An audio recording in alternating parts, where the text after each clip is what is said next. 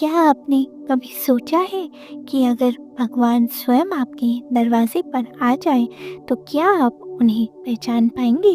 अगर वे ना राजसी वस्त्रों में हो, ना मुकुट पहने हो, ना दिव्य आभा के साथ हो, बल्कि एक साधारण भिखारी के रूप में आए। आज भक्ति टेल्स पर हम आपको सुनाने जा रहे हैं भगवान श्री कृष्ण की एक ऐसी कथा जो भक्ति, अहंकार और सच्चे प्रेम की सबसे बड़ी परीक्षा है। ये कथा है सुदामा की।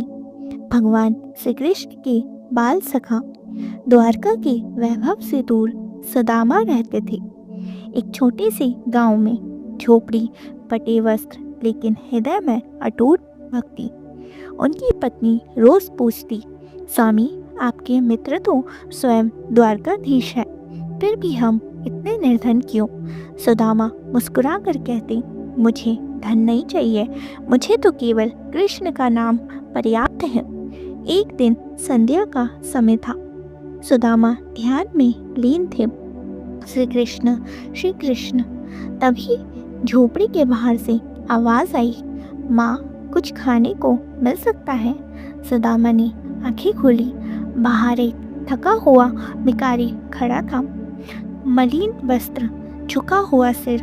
पत्नी बोली, हमारे पास तो खुद खाने को कुछ नहीं है। लेकिन सुदामा ने बिना सोचे कहा, जो भी है प्रभु का दिया है, इसे भूखे को लौटा नहीं सकते।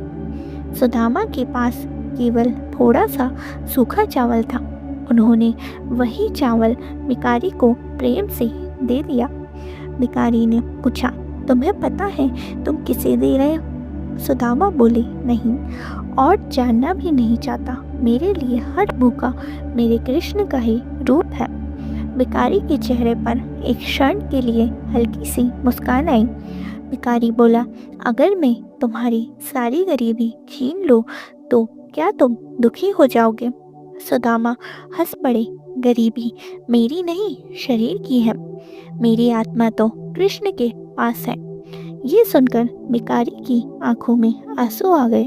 अचानक तेज प्रकाश फैल गया।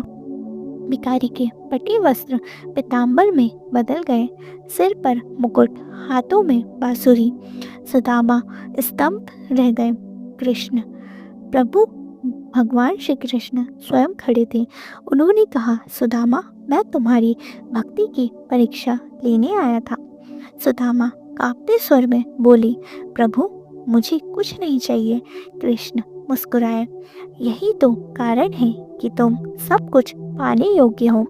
कृष्ण ने झोपड़ी की ओर देखा। क्षण भर में वह झोपड़ी एक सुंदर ग्रह में बदल गई, लेकिन सुदामा का हृदय वैसा ही सरल रहा। कृष्ण ने कहा, सच्ची भक्ति मांगने में नहीं, समर्पण में होती है। जो मुझे पहचानने की कोशिश करता है वह अक्सर चूक जाता है, लेकिन जो हर जीव में मुझे दिखता है वही मेरा सच्चा भक्त है। दोस्तों, भगवान हमेशा मंदिर में नहीं मिलते। कभी किसी भूखे में, कभी किसी दुखी में, कभी किसी अपमानित व्यक्ति में। अगर आप सेवा करते हैं बिना पहचान पूछे तो समझ लीजिए आपने स्वयं भगवान की सेवा की। अगर इस कथा ने आपके हृदय को छुआ हो तो वीडियो को लाइक करें और भक्ति टेल्स को सब्सक्राइब करें, क्योंकि यहाँ कहानियाँ नहीं, भक्ति बोलती है। जय श्री कृष्णा।